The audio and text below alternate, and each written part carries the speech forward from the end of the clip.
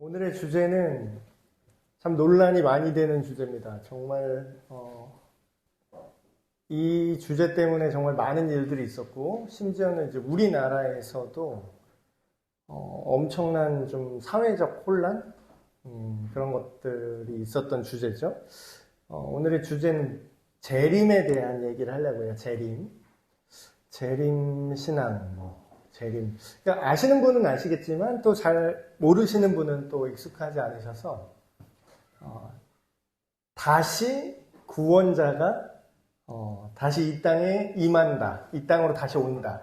근데 처음 오는 게 아니라 두 번째 온다. 이런 뜻이죠. 그 단어 의미만 보면. 근데 재림을 우리가 이해할 때 보통은 성경에서 예수님이 이 땅에 처음에 오셨을 때를, 처음 오셨어 말 그대로 초림, 처음 오셨다라고 보고, 예수님께서 부활하시고 하늘로 올라가시면서, 말 그대로 하늘로 올라가시면서 제자들한테 하신 약속이 내가 이 세상 끝날까지 너희와 함께 하겠다라고 말씀하시면서 마지막 때에 내가 다시 오겠다 이 땅에, 그런 많은 기록들이 있습니다. 심지어는 그 구약시대 때 선지자들이 예언한 것들을 보면은 우리를 구원하는 메시아에 대해서 얘기할 때 그 두 개를 시간 순서를 막 섞어서 얘기해요. 그러니까 그분은 고난받는 종으로 초림 때의 예수님의 모습을 막 얘기하다가도 나중에는 그는 모든 나라를 철장으로 쳐서 무너뜨릴 것이다. 강력한 힘으로 이 땅을 제압하고 심판할 것이다. 이런 주제를 막 섞어서 얘기를 하거든요. 시간 순서와 상관없이 막 이렇게 얘기해요. 그 메시아는 그런 존재다 라고 얘기를 하는데, 우리가 역사적으로 확인한 거는 처음 오셨던 예수님만을 기억하지만 사실 성경에 기록되어 있는 모든 내용이 사실 다 이루어졌는데 아직 앞으로 있을 일이 이제 얼마 안 남은 그 뒷페이지라고 할까요? 아직 이루어지지 않은 그 뒷페이지를 마지막 때의 일이다 이래서 종말론이라고 이제 얘기를 합니다. 종말론. 그래서 종말론에 대해서 우리가 2주에 걸쳐서 말씀을 드리려고 하는데, 종말론은 사람들이 좀 무서워하죠. 이 세상 다 망한다, 끝난다, 막 그런 얘기 하잖아요. 근데 막연히 되게 무서워하시는 그게 있는데, 정확하게 말씀드리면 종말론이라는 건요, 뭔가 이렇게 사이비스럽고, 뭔가 이단스럽고, 뭐 종말, 재림, 뭐 이런 거 얘기하면은 뭔가 사람들이 극단적이다, 뭐 극단적인 잘못된 기독교다, 막 이렇게 좀 오해하시는 분들이 있어요. 왜냐면은 다큐멘터리 드라마도 나왔었죠. 나는 신이다, 뭐 이런 데 보면은, 거기서 교주들이나 이상한 사이비, 이단들이 하는 게, 자꾸 종말을 이야기하면서, 네가 나를 믿지 않으면 너는 지옥 갈 거야. 너는 심판받을 거야. 라는 그런 식의 얘기를 이제 하는 걸 봅니다. 그렇다 보니까, 어떻게 됐냐면, 미래 종말을 이야기함에 대해 있어서, 이거는 이단들이 하는 얘기구나. 이거는 재림이나 종말 얘기하는 거는 뭔가 사이비, 이단들이나 얘기하는 거다라는 그런 착각을 하실 수가 있습니다. 근데 그렇지 않고 성경에 분명히 종말에 대한 이야기가 기록되어 있거든요.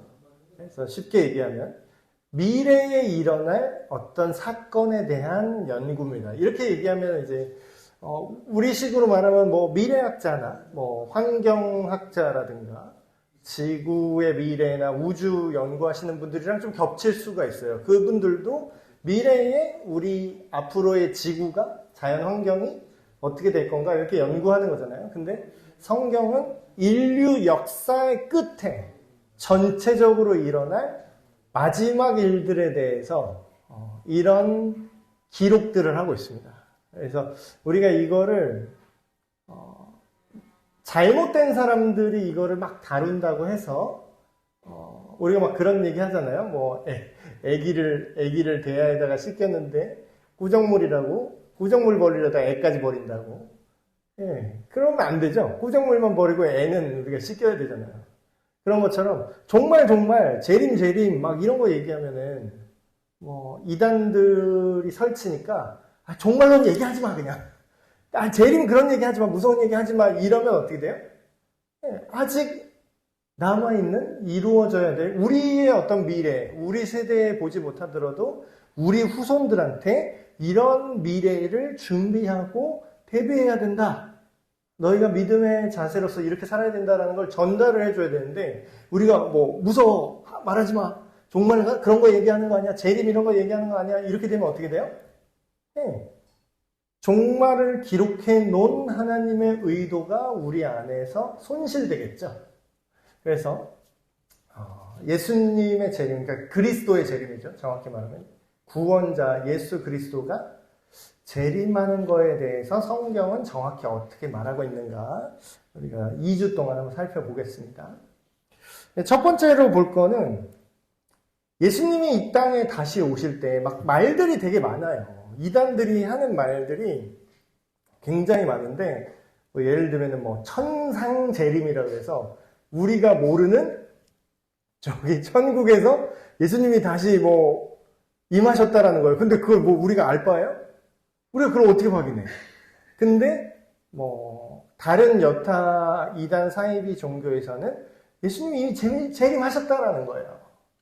이미 재림하셨고 지상은 나한테 맡기셨다고 꼭 이상한 놈이 나와. 그래서 예수님이 천상에서 재림을 하셨는데 아니면 영적으로 재림하셨는데 우리 눈에 보이지 않게 영으로 재림하셨다 이런 사람들 은근히 있어요. 이단 사이비 중에. 근데 그건 뭐가 문제죠? 우리가 예수님이 재림하셨다는 걸 알 바가 아니에요. 그럼 우리 몰라요. 근데 성경은 어떻게 얘기하냐면 영적인 재림 그리고 비인격적인 재림 이런 걸 얘기하잖아요. 정반대로 얘기해요. 우리가 예수님이라는 그 인품, 인성 물론 신성과 함께 하시지만 그 성품을 우리가 느낄 수 있는 존재로서 다시 오신다고 얘기했고요. 그리고 그 재림은 우리 눈에 보이는 가시적인 재림이라고 성경은 약속합니다. 그래서 뭐 부활절 본문에 우리가 많이 보는 성경 내용인데 예수님이 승천하실 때 제자들이 진짜 벙쪄가지고 하늘 이제 올라가시는 계속 쳐다보고 있으니까 거기 천사들이 뭐라고 하죠? 뭘 보고 서 있어. 빨리 가서 할 일들 해야지. 니들이 본 이 예수님은 니들이 본 그대로 올라가시는 걸 본 그대로 다시 그대로 오실 거야. 이렇게 얘기합니다. 성경이 그렇게 얘기한다는 건 뭐예요? 영적 재림, 아니면 자기 집단 안에서 재림, 뭐 어떤 특정 지역의 재림, 이런 게 초림은 뭐 모든 사람이 다 알게 오진 않으셨어요.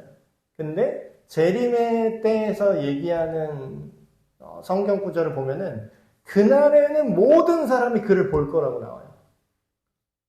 그래서 예수님이 이 땅에 다시 오시는 성경이 약속하고 있는 사람들의 망상이 아니라 실제 성경이 약속하고 있는 재림은 누가 그때가 언젠지 알 수 없게 불시에 그리고 인격적으로 그리고 우리 눈으로 볼 수 있게 가시적으로 오신다. 그러니까 이것만 확실해도 뭐예요? 벌써 많은 이단 사이비를 걸릴 수가 있어요. 하늘 성전에서 임하셨다 이런 사람 있고 이런 뭐 여호와의 증인인가 뭐 몰몬교인가 지금 헷갈리는데 하늘 성전에 재림하셨다 막 이런 얘기에 막 영적으로 재림하셨다 이래. 어떤 사람은 또 심하면 영적으로 자기 안에 오셨다 이래. 자기가 재림 예수래 그러면서. 그러니까 벌써 비인격적이고 가시적이지 않죠. 그러니까 말이 안 되는 거죠. 이런 걸 좀 분별할 수가 있습니다. 이런 증언들 뭐 여기 보시면 뭐 지금 말씀드린 이런 내용들이 많이 나와 있죠. 성경 구절에 근거해서. 옛날에는 막 그런 찬송가도 많이 불렀던 것 같아요. 찬송가는 아니고 복음성가. 저 어렸을 때는 막 이런 복음성가들이 있었어요. 그날이 도적같이 이를 줄 너희는 모르느냐 늘 깨어있으라 뭐였죠? 잠자지 마라. 여기서 영적으로 잠든다는 얘기예요. 실제로 불면이 아니라. 주님과 동행하라 이러고 있었어요. 저 어렸을 때만 해도 교회 안에 재림을 노래하는 찬양이 있었어요. 재림을. 근데 그 사이에 하도 이단들이 사고를 치니까 재림 얘기하면 되게 이상해 봐요. 교회 다닌 사람도 이상해 봐. 근데 그 다 말씀에 근거하는 거죠. 베드로의 증언이죠. 그날이 주의 날이 도둑같이 올 것이다. 그리고 이거 얘기하고 넘어갈게요. 성경 제일 첫 페이지 제일 첫 구절은 너무 유명하죠. 태초에 하나님이 천지를 창조하시니라. 사실 많은 사람이 알고 있어요. 근데 성경 제일 마지막 구절 뭔지 아세요? 그거는 사람들이 별로 신경을 안 써요. 제가 소설책이나 어떤 다른 책을 볼 때 정말 시간이 없어, 내가. 정말 시간이 없어. 그럼 이 책이 도대체 결론이 뭐야? 라고 모를 때 이러시면 좀 재미는 없는데 내가 너무 급해. 그래서 이 책의 내용을 지금 짧은 시간에 결론만 확인하고 싶어. 그럴 때 우리 어딜 보죠? 맨 뒷장을 보죠. 그래서 무슨 일이 어떻게 끝났는지만 봐요. 근데 성경 맨 마지막 책의 맨 마지막 절이 이런 구절입니다. 이것들을 증언하신 이가 이랬을 때 예수님을 말하는 거죠. 내가 진실로 속히 오리라. 다시 올 거라는 거죠. 다시 오리라 하시거늘 그때 뭐라고 대답해요? 아멘 주 예수여 오시옵소서. 이러고 딱 끝나요, 성경이. 이거 몰랐죠, 여러분 잘. 마지막 절은 잘 생각 안 하잖아요. 그래서 다 읽었다, 통독 이러긴 하시지만 그 마지막 절의 그 엔딩 그 장면, 마지막 대사. 그게 뭐예요? 주님, 예수님, 어서 다시 오세요. 이걸로 끝나요, 얘기가.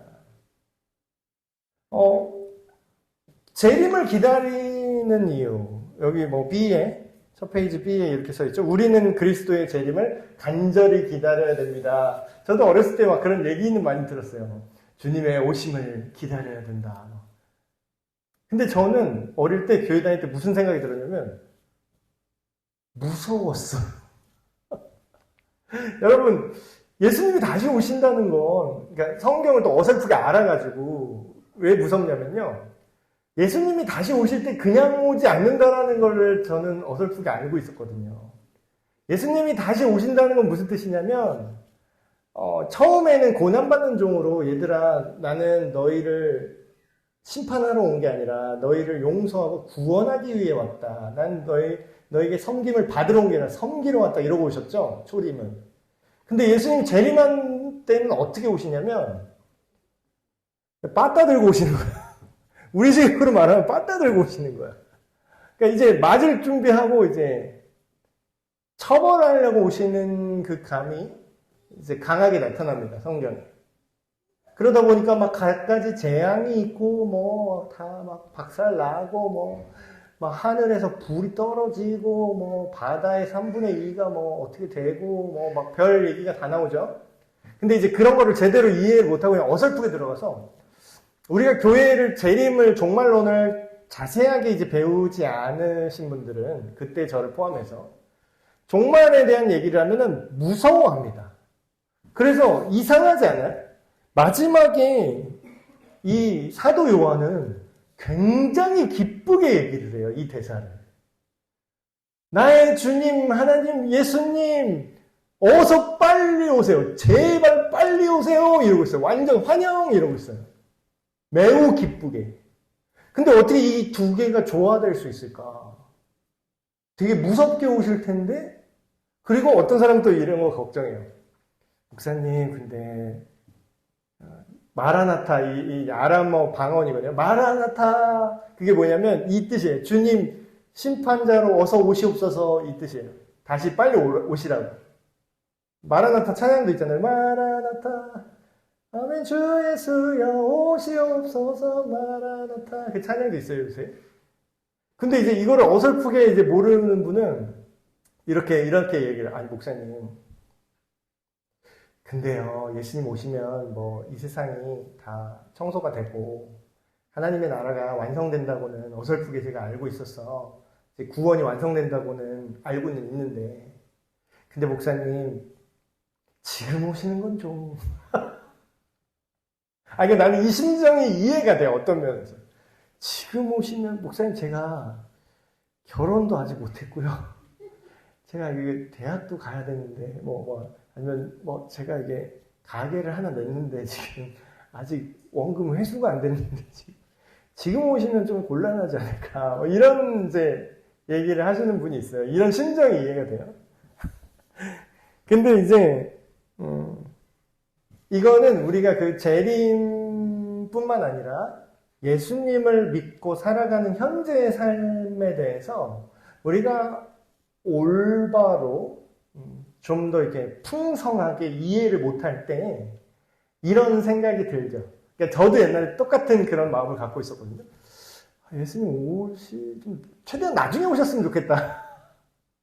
왜냐하면 좀 맛있는 것도 먹고 좀 놀이동산도 좀 가고 좀 해야지. 이 지구를 작살내버리시면 이 땅을 이제 심판을 해버리시면 이게 난리가 날 텐데 그 험한 꼴을 내가 지금 빨리 보고 싶진 않은데 이런 이제 생각을 하죠. 근데 그럼에도 불구하고 우리가 재림을 기다리는 게 올바른 그리스도인들은 올바르다기보다는 그렇지 않은 분이 틀렸다기보다는 좀 이렇게 성숙한 그리스도인은 예수님의 재림을 기다리게 됩니다. 자, 제가 예를 하나 들어드릴게요. 이 세상에요. 성경에 보면요. 전체적인 그런 내용이 굉장히 많이 나오거든요. 이 세상은 나그네 길, 이런 사상이 꽤 많이 나옵니다. 이 세상은 내 집이 아니다. 그러니까 이게 어떤 염세주의, 비관주의로 살라는 뜻이 아니에요. 그런 찬양도 있었던 것 같아요. 죄 많은 이 세상은 내 집 아니니 저 천국 없으면 나 어떻게 하나. 여기는 우리가 일종의 파견 나오는 데고 우리 원래 고향, 본 집이 본향, 성경의 표현에 본향이 있다. 이게 하늘에 있다. 하나님 나라가 우리의 본향이다. 그런 얘기를 해요. 근데 이거를 우리가 오해를 하는 게 이 세상은 이승, 하나님 나라는 저승, 사후세계 이렇게 생각을 해요. 그러니까 재림이 무서워요. 이런 식으로 이분법적으로 생각할 때. 근데 이승과 저승, 살아있는 때와 사후세계 이런 식으로 보는 거는요. 저기 불교 쪽 세계관입니다. 기독교 세계관을 제가 얘기를 해드릴게요. 하나님 나라가 완성된다라는 건요. 살아있는 동안도 포함인 겁니다. 그러니까 이 개념이 똑바로 서지 않으면 어떤 식의 크리스찬이 되냐면 죽은 다음에 천국 가기 위해서 예수를 믿는 크리스찬이 돼요. 근데 이거는 약간 이런 거라고 할까요? 내가 커피를 마시려고 커피를 만드는데 재료를 다 넣었어요? 근데 마지막에 물을 안 넣는 거야. 가루만 있어. 뭔가 재료가 들어있긴 해. 근데 절대 완성이 안 돼요. 이게 빠져 있으면. 예수님 믿으면 사후 세계를 하나님이 책임져 주시는 거 맞아요. OX 하면은 O. 예수님 믿으면 그럼 천국 간다는 얘기네. OX. O. 근데 이렇게만 생각하면 어떻게 되냐면 하나님의 나라가 죽은 다음에만 한정된다고 생각을 해요. 근데 실제로 성경이 말하는 하나님 나라는 뭐예요? 우리의 상태와 시간 순서나 공간이 어디로 가나 마나가 아니라요. 하나님이 우리를 완전히 다스리는 최상의 아름다운 상태를 말합니다. 그럼 하나님의 나라, 예수님이 그 얘기하잖아요. 하나님의 나라는 여기 있다 저기 있다 하는 개념이 아니라 이미 우리에게 왔다라고 얘기하시죠. 그 얘기는 뭐예요?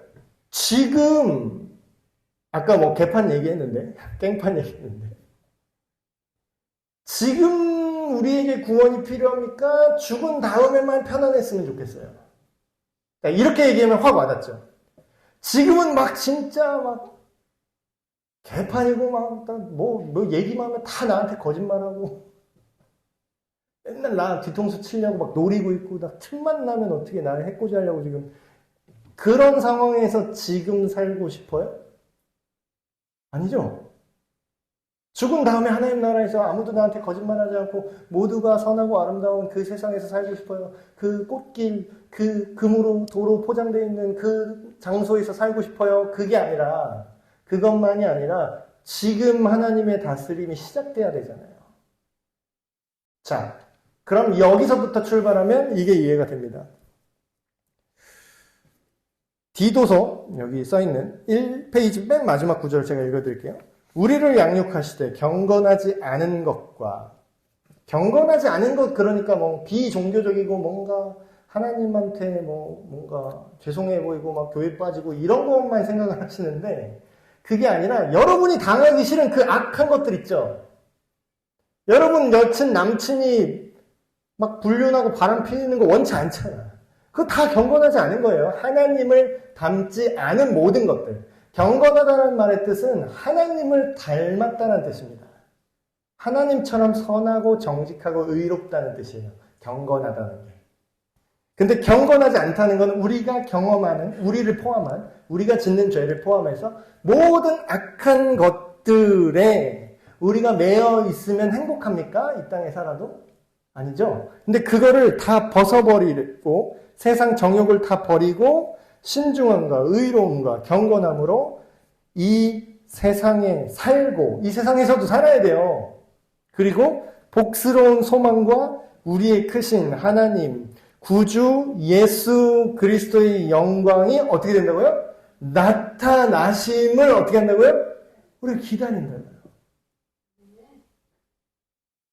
물론 우리가 이 땅에서 말씀을 묵상하고 예배드리고 하나님의 임재를 느낄 수 있습니다. 지금 성령님이 믿는 우리 안에 함께 하시니까. 근데 여기서 말하는 주님의 영광이 나타난 걸 기다린다는 것은 궁극적인 얘기예요. 궁극적으로. 자, 재림을 무서워할 필요 없는 이유 제가 말씀드리겠습니다. 이 세상이 개판일수록 정상적인 사람은 그 개판 안에서 적응해서 좋다, 좋다. 그렇게 살까요? 빨리 그 개판이 끝났으면 좋겠다고 생각을 할까요?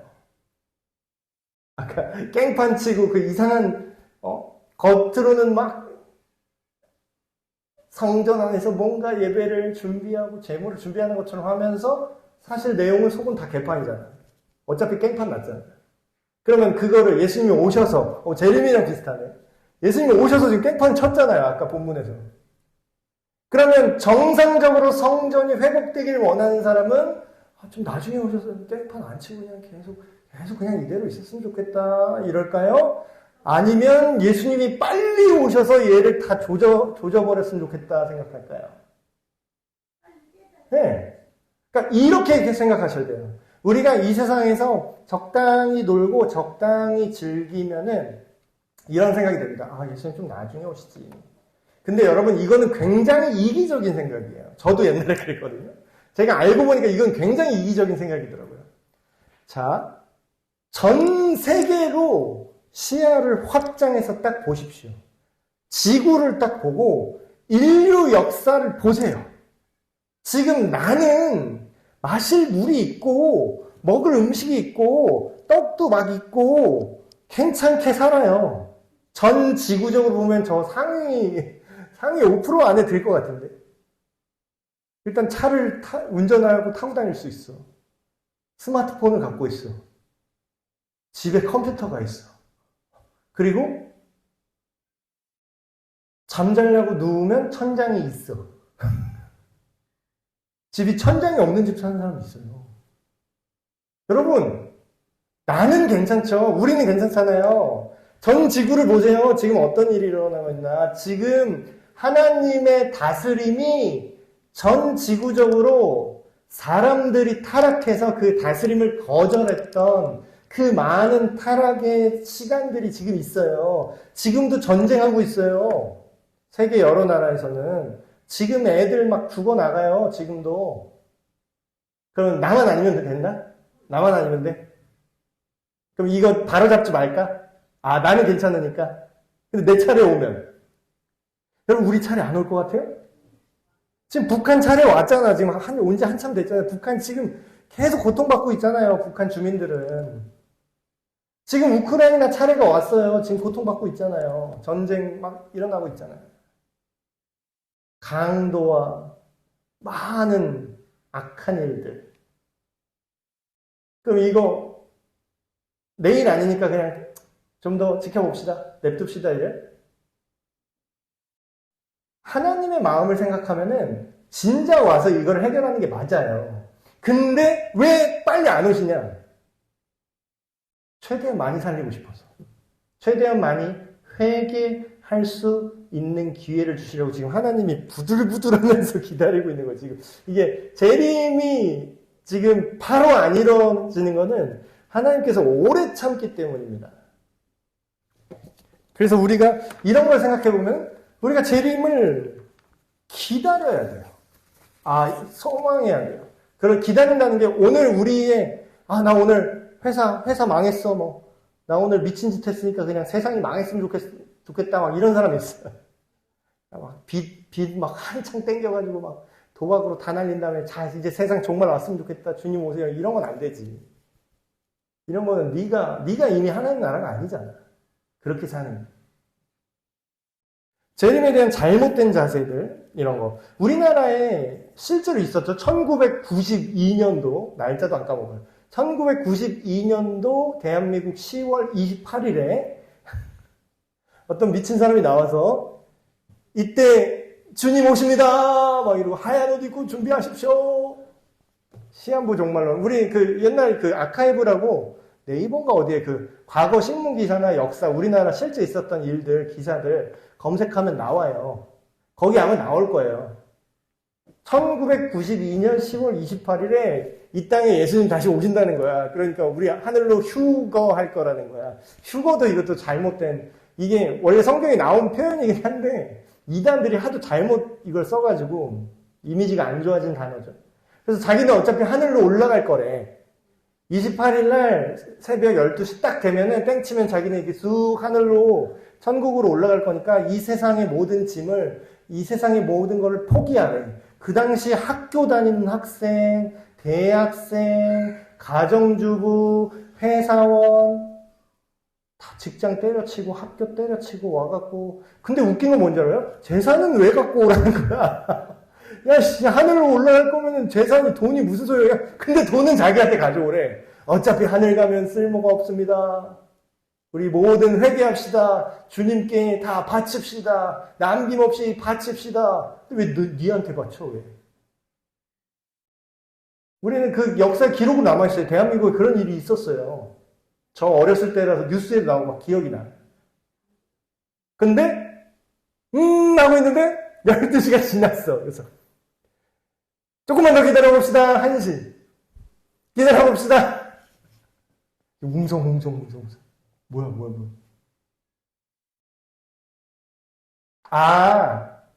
선지자 엘리야가 했던 비꼬미 이래서 나온 거예요. 하나님이 지금 깜빡 잠이 드셨나? 하나님이 시간을 자꾸 착각하셨나 보네. 개뿔 뭐가 되긴 돼. 그냥 사기꾼이지. 그래서 진짜로 우리나라에서 그 이후로 우리나라에서 재림 얘기하면은 막 진짜 싸웠어. 미래는 없고 다 버리고 어차피 예수님 다시 오시면 인생 끝나니까 자포자기 하라. 성경에 절대 그런 내용이 없습니다. 성경에서 그런 재림을 기다리는 자세는 없어요. 오히려 뭐라고 나와요? 성경에는 모든 일에 주님께 하듯이 하라. 내일 예수님 재림하실지 내가 오실지 아닐지 난 몰라. 근데 오늘 내 할 거는 해야 된다라는 거예요. 여러분 직장인이잖아요? 직장인 근무 시간에 성경책 보지 좀 마세요. 어차피 안 보시겠지만. 왜 근무 시간에 성경책을 봐? 주님께 하듯 하라 했잖아요. 주님은 일 안 하고 성경 보는 걸 더 좋아하실 텐데. 아니요. 네 일할 때는 일을 하고 네 자유시간 때 성경 보는 걸 좋아하시지. 주님 다시 오실 거니까 애 밥 주면 가정 버려. 주님, 가정 버리고 내 애는 안 돌보고 교회만 살아. 막 교회에서 살아. 그걸 뭐라고 하시는지 알아요? 그 고르반이냐? 너 지금 하나님께 드렸다고 하고 네 엄마 아빠 버리면 그거 하나님이 참 잘한다고 하겠다 이 새끼야 이랬어요 예수님이. 그러니까 정상적인 기독교 신앙의 재림은요, 성경에 기록되어 있는 재림 신앙은요, 현세의 일을 버리라고 절대 하지 않습니다. 오히려 더 잘하라 그래요. 더 열심히 하라 그래요. 더 성실하게 하라 그래요. 그래서 시한부 종말론은 굉장히 위험한 게 뭐냐면 그 시간을 딱 정해놓잖아요, 우리가. 그러면 그 뒤는 없다고 생각해요, 사람들이. 그러니까 어떻게 돼요? 사람들이 성실하게 살아요? 자포자기하게 살아요? 여러분, 시한부 종말론을 얘기할 때 종말을요, 두 개의 차원으로 우리가 합쳐서 생각을 하셔야 됩니다. 첫 번째는 우리가 흔히 아는 종말이에요. 전 지구적인, 우주적인 종말이 있어요. 이 세상의 종말이죠. 근데 두 번째 종말은 더 친근한 종말이에요. 두 번째 종말은 뭐냐면 개인의 종말입니다. 여러분, 우리 예수님 오시기 전이든 후든 언젠가는 우리가 이 육신의 생명을 떠나게 되겠죠. 정상적인 하나님의 설계대로. 목사님, 하나님 영원히 살게 지었다면서요? 아니, 노아 홍수 이후로 그 성경에 보면 써 있어요. 너의 수명은 120년으로 할 것이다라고 써 있어. 인간 리미트를 딱 그때 하나님 딱 걸어놨어요. 그 이상 사는 게 불가능해요. 자연적으로 그 이상 사는 거 아직 발견 못 했잖아요. 그럼 어때요? 여러분 상상해 보십시오. 종말을 이렇게 생각해 보세요. 여러분이 몇 날, 몇 년도, 며칠, 몇 시에 어떤 방법으로 죽을지 미리 알면은 여러분 좋을 것 같아요? 알고 싶은 사람. 여러분 어때요? 알 수 있다면, 만약에 알 수 있다면 알고 싶으세요? 내가 정확히 몇 날, 며칠, 몇 시에 어떤 방법으로 죽을지? 어떤 사람은 이런 얘기했죠. 그거 알아낸 다음에 만약에 물에 빠져 죽는다 그러면은 절대 물에 안 갈 거예요. 이런 사람도 있어요. 만약에 비행기 타서 죽는다 그러면 전 절대 비행기를 안 탈 거예요. 어떻게든 타게 돼요. 만약에 그게 결정됐다면. 절대 물에 안 빠져 죽으려고 산에 올라갔다가 산 계곡물에 죽을 수도 있어요. 여러분, 하나님이 왜 우리 개인의 종말도 전 우주적인 예수님의 재림시에 있는 종말도 정확히 그 시간대를 왜 안 알려줬을까요? 저는 안 알려주신 게 너무 감사합니다. 여러분 어떻게 생각해요? 알면은 잘 살 수 있을 것 같죠? 어떤 사람은 이렇게 생각해요. 알면은 그 전까지 대출을 있는 대로 땡겨다가 내 죽기 한 달 전에 대출을 있는 대로 땡겨다가 막 흥청망청 놀다가 가겠습니다. 이런 사람도 있어요.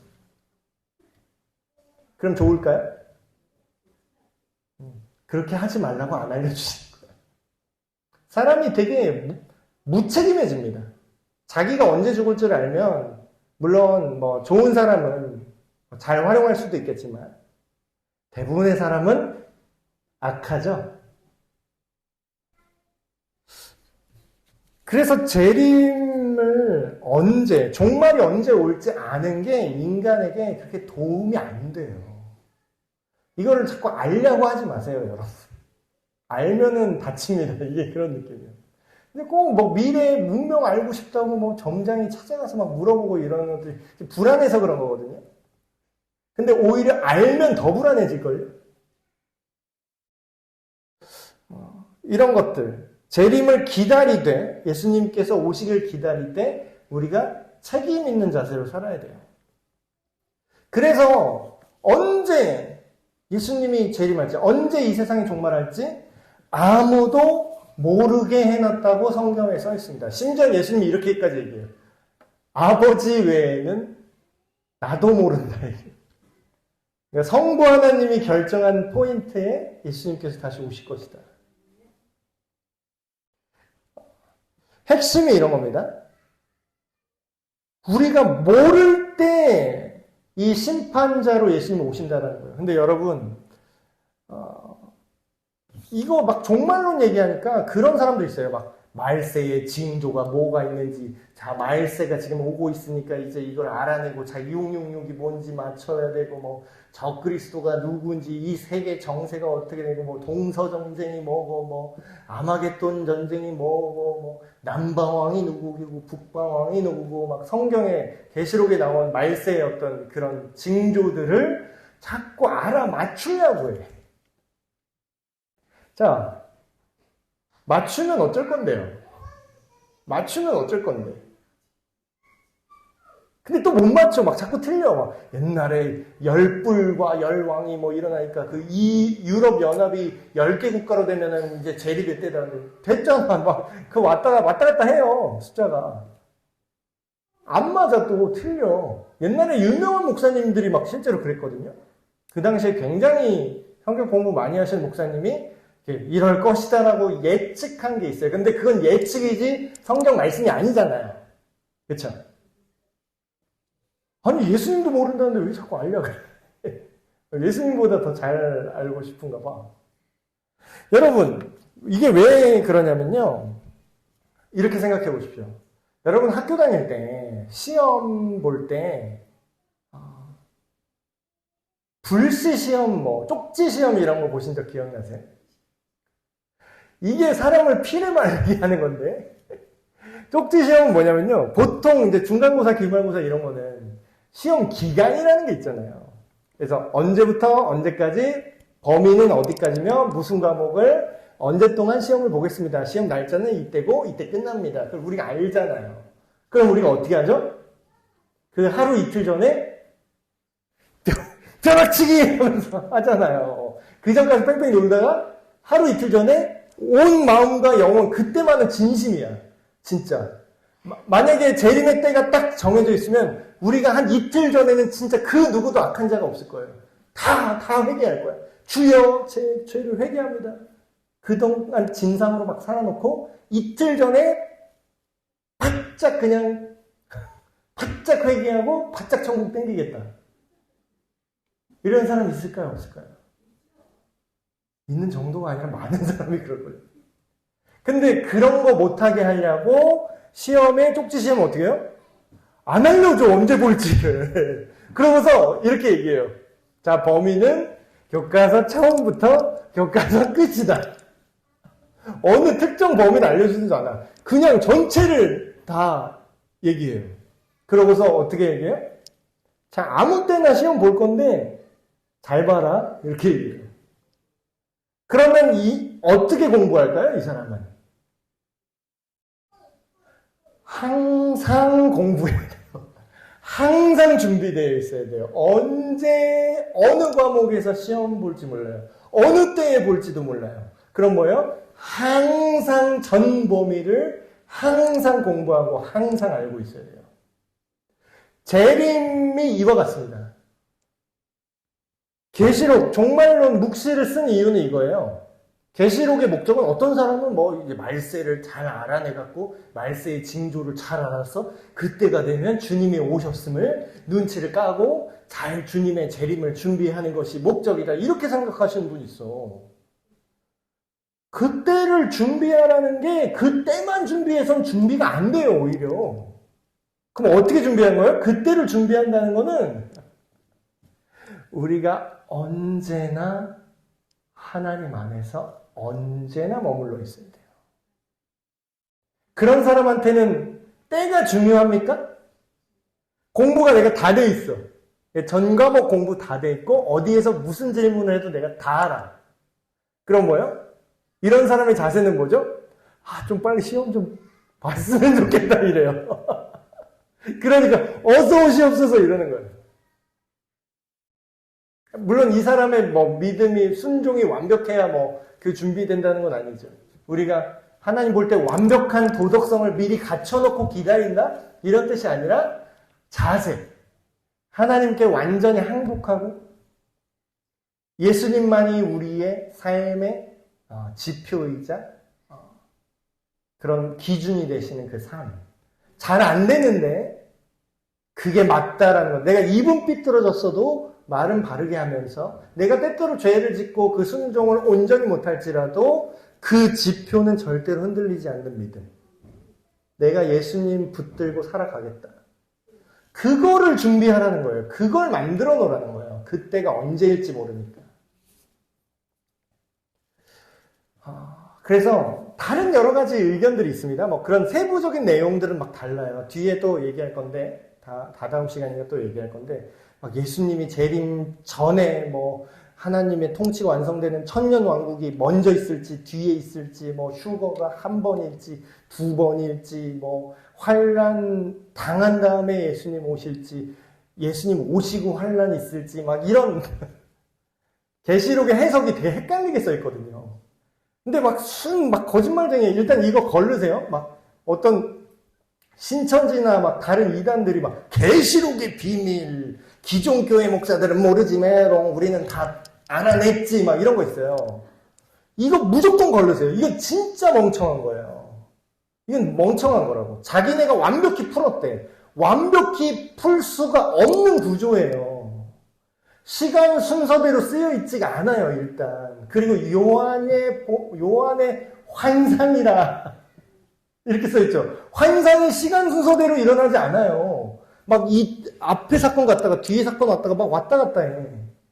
그리고 막 그 새 짐승이 막 바다로부터 올라온 짐승, 뭐 땅으로 올라온 짐승, 뭐 이런 거 있잖아요. 상징과 시간 순서 왔다 갔다 하지. 그럼 이거를 정확히 푼다? 불가능합니다. 정확히 풀었다고 하는 애들은 일단 걸르세요. 아, 이거는 이거고, 이건 이거고, 이 보혜사는 사실 우리 이만희 선생님입니다. 이거 다 구라야. 이건 지금 말이 안 되는 얘기예요. 그렇게 딱 떨어지지가 않아요. 근데 이런 세부상 딱 떨어지지가 않기 때문에 기존 정통 교회들, 교단들, 교파들 안에서도 종말에 대한 세부사항에 대해서는 서로 의견이 달라요. 근데 모두가 인정하는 거는, 해석은 달라도 모두가 인정하는 거예요. 언젠간 우리가 전혀 모르는 때에 예수님께서 가시적으로, 인격적으로 이 땅에 오실 거라는 건 모든 성경대로 믿는 그리스도인이 인정하고 있어요. 이게 공통 분모예요. 그렇죠. 종말 사건의 세부 내용은 의견이 갈리는 게, 어떤 사람이 이렇게 얘기해요. 개신교 니네는 너무 많이 분열돼 있어. 너무 갈라져 있어.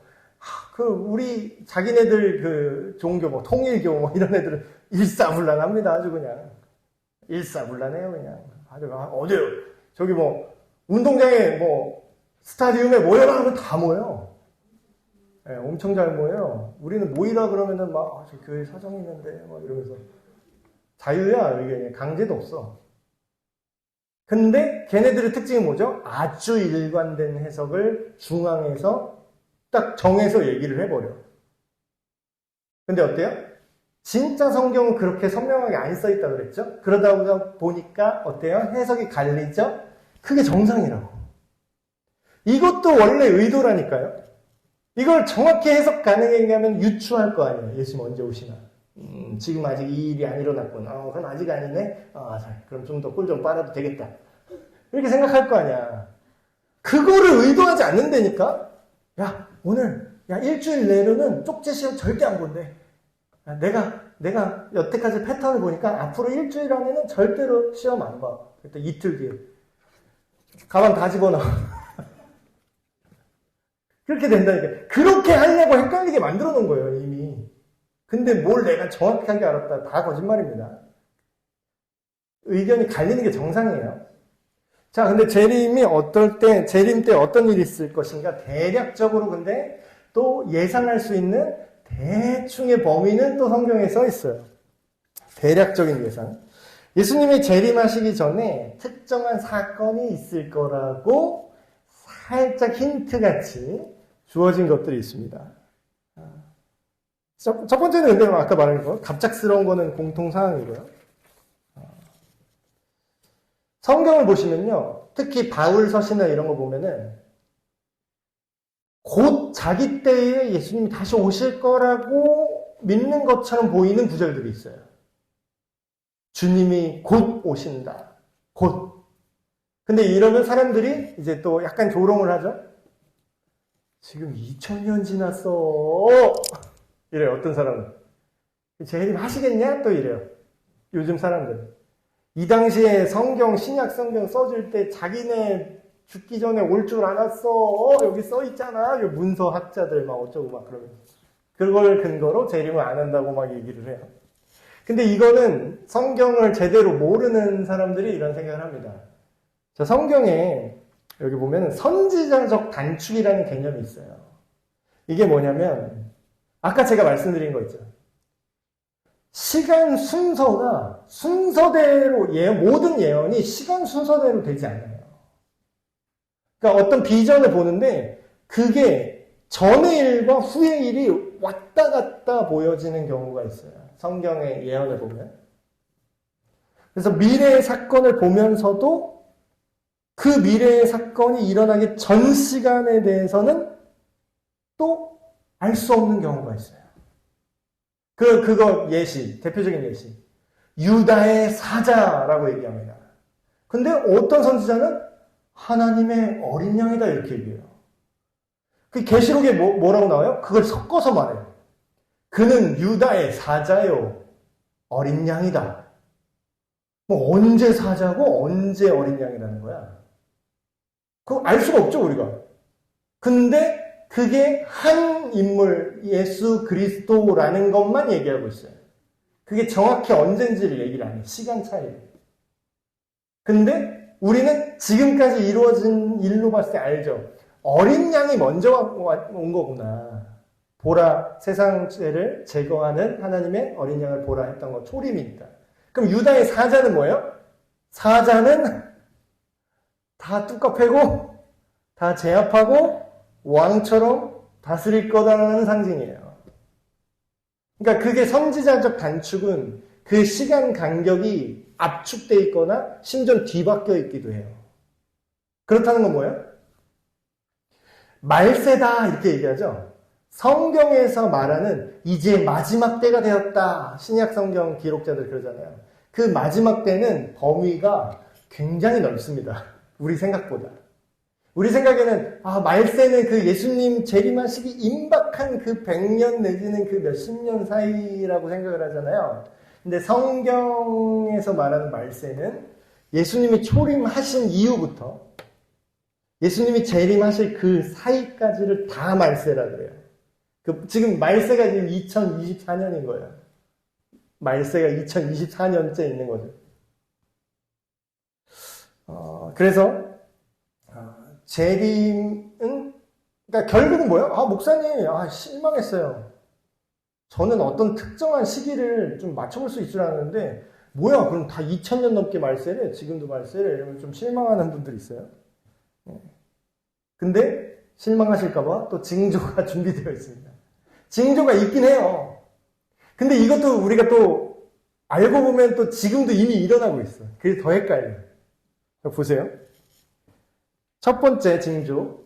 복음이 온 세상에 전해진 후에야 끝이 오리라. 이런 말씀이 있어요. 그럼 뭐죠? 근데 이거를 우리가 몰라요. 자, 온 세상에 복음이 증거되는 기준을 누가 정하죠? 어떤 사람은 이렇게 얘기해요. 자꾸 지리적으로만 기준을 잡는 사람은 어떤 얘기를 하냐면, 자, 생각해봅시다. 복음이 온 세상에 전해진다는 걸 우리가 어떻게 알지? 땅끝까지 전해진다 그랬어. 그럼 복음이 어디서 시작됐지? 이스라엘에서 시작했잖아. 복음은 이스라엘 예루살렘에서 시작했으니까 온 세상 어린이들 자꾸 만나면 지구 한 바퀴 돌면 다시 제자리로 돌아와야 되잖아요. 땅끝까지 갔다라는 건. 그래서 어떤 사람은 또 이렇게 만들어요.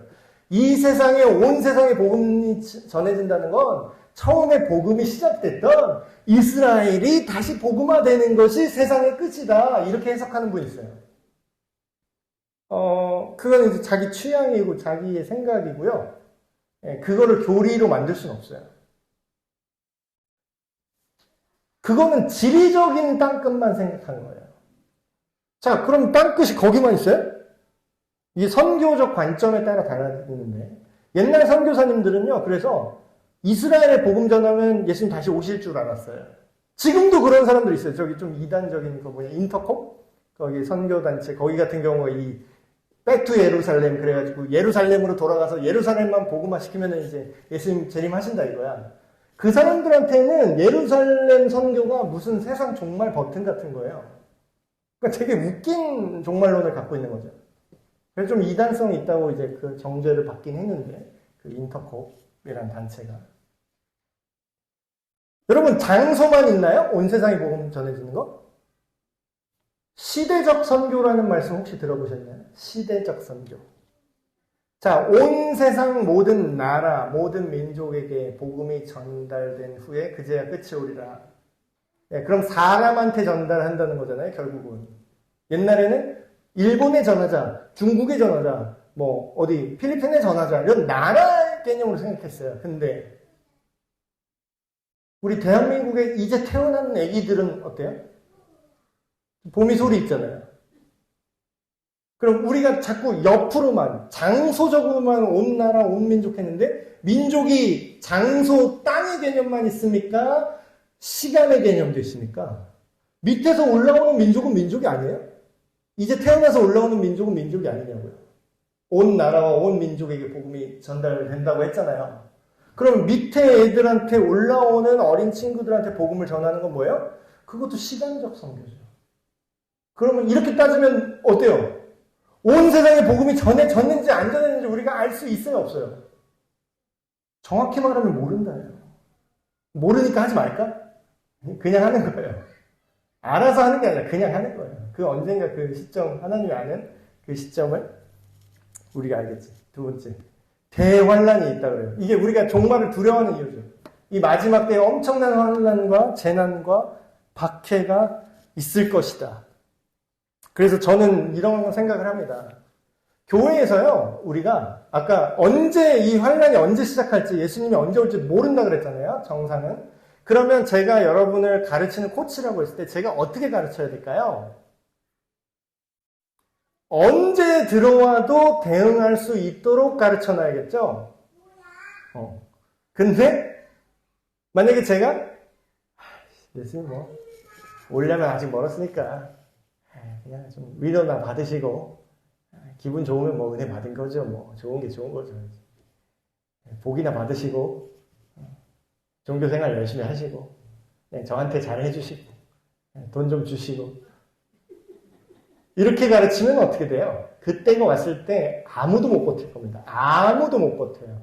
실제로 어떤 선교사님이 굉장히 이제 박해 지역에서 선교하시는 분들이 그 선교사님이 한국의 일반적인 교회 성도님들의 신앙 수준을 봤더니 그날이 왔을 때 버틸 수가 없겠구나 이런 생각이 들더래요.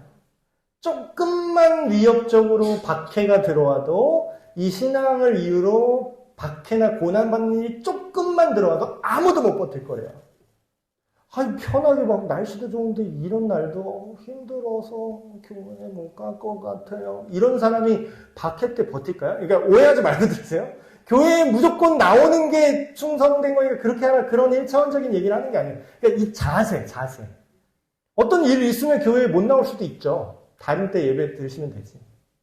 근데 그게 중요한 게 아니라 자세. 나 위주의 신앙생활을 하면은 이 박해가 왔을 때 절대로 못 버팁니다.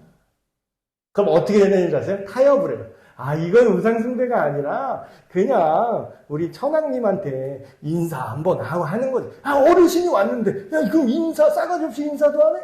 인사하고 예배 드리면 되는 거야. 막 유해진 빙의해가지고 막. 아, 이건 우상숭배 아니야. 그게 신사참배예요. 그게 우리나라 역사예요. 치욕의 역사. 한국 기독교가 진짜 배교한 날. 그걸 총회에서 결의를 해요. 그래서 그거 아니라고 했던 한경직, 주기철 목사님, 이런 분들 목사 자격증 박탈해요. 총회의 결정에 네가 반항한다고. 근데 진짜 목사는 주기철 목사님이 진짜 목사고 나머지 수없는 목사가 가짜 목사였던 거지. 그럼 뭐예요? 우리는 그 목사님에게 우리는 상관없어요? 여러분 그리스도인이 아니세요? 여러분 예수님 믿는 그리스도인이 아니세요? 여러분 하나님 자녀 아니세요? 그럼 여러분 그냥 상식적으로 생각해도 누가 막 우리 엄마 아빠 막 욕하고 막 우리 집안 욕하고 그러는데 맞아요. 예. 하고 그냥 넘어가요? 승질이 확 나야 정상 아닌가? 내가 우리 집안 사람을 맞고 우리 어머니가 내 어머니가 진짜 어머니 맞다면 누가 억울하게 우리 엄마 욕하면 나도 승질이 나야지. 근데 그 관계가 하나님이 내 아버지고 예수님이 나의 구원자라는 관계가 올바르지 않은 채로 교회만 오래 다니고 있다면 진짜 그 박해가 왔을 때 아무도 못 버틸 거라는 거예요. 다 합리화할 거라는 겁니다. 굉장히 이런 걸 대비하셔야 되고 마지막 때 이런 일들이 있어요. 거짓 선지자들과 기적들을 일으켜요. 이거는 현재 진행형이에요. 현재 진행형. 기적이 일어나요. 지금도. 이상한 애들도 기적 일으켜요. 얼마나 영화 막 지금 1000만 넘었다고 했네? 무당도요, 귀신을 쫓아내요. 거짓말인 것 같죠? 성경에 써있어, 그게. 성경에 마술하는 사람들, 지금으로 따지면 무당 같은 거예요. 성경에 마술하는 애들도 귀신을 쫓아내요, 실제로. 그건 뭐야? 근데 우리들 뭐, 와, 성령께서 역사하셨어. 저 사람의 말을 들어야 돼. 이러고 있어. 여러분, 이거는 되게 흔한 일입니다. 예수님 오시기 전에 이런 일들이 아주 많이 일어날 거라고 이미 경고를 하고 있어요. 마지막. 하늘의 징조입니다. 여러분, 근데 제가 굉장히 무서운 건, 이 일들이 우리가 과학이 발달하면서 지구 환경을 관측하는 그 능력이 굉장히 늘어났잖아요. 성경에 보면 마지막 때 가까우면 종말의 징조로 처처의 모든 땅들의 지진과 기근이 발생할 것이다. 나라가 나라를 대적하고 전쟁과 전쟁. 이건 너무 흔해갖고 지금 뭐 변별력을 잃었고. 근데 지진을요, 지구상의 지진을 관측을 시작한 이래로 줄어든 적이 한 번도 없어요. 점점 늘어나고 있어요. 지진 빈도가 점점 늘어나요. 이거 실화입니다, 여러분. 목사님이 왜 끼워 맞추기 하신다 할 수 있는데, 써있다니까, 성경에. 그래서 오늘, 종말론에서 살짝 이제 서론처럼 얘기하고, 이런 예수님의 재림에 대한 대략적인, 다음 주에는 다음 주는 없네요. 다다음 주에, 더 구체적으로, 종말의 사건과 그것에 대한 해석, 그리고 여러분들이 좋아한다. 흥미로워하시는 적그리스도에 대한 얘기, 그런 거는 다음 시간에 계속해서 이야기를 해드리겠습니다. 네, 오늘은 기도하고 마치겠습니다. 하나님 아버지, 오늘 예수님의 재림에 대해서 함께 이야기를 나눴습니다. 이 세상의 종말을 어떻게 우리가 준비하고 대비해야 되는 것과 또한 우리 개인의 종말을 어떻게 대비하고 준비할 것인지에 대해서 우리가 함께 생각해 보길 원합니다. 하나님, 언제나 어디서나 하나님의 자녀답게 하나님을 사랑하고 하나님과 함께 동행하는 우리 모든 에베네셀 교회 되게 하여 주시옵소서. 우리 주 예수 그리스도의 이름으로 기도합니다. 아멘.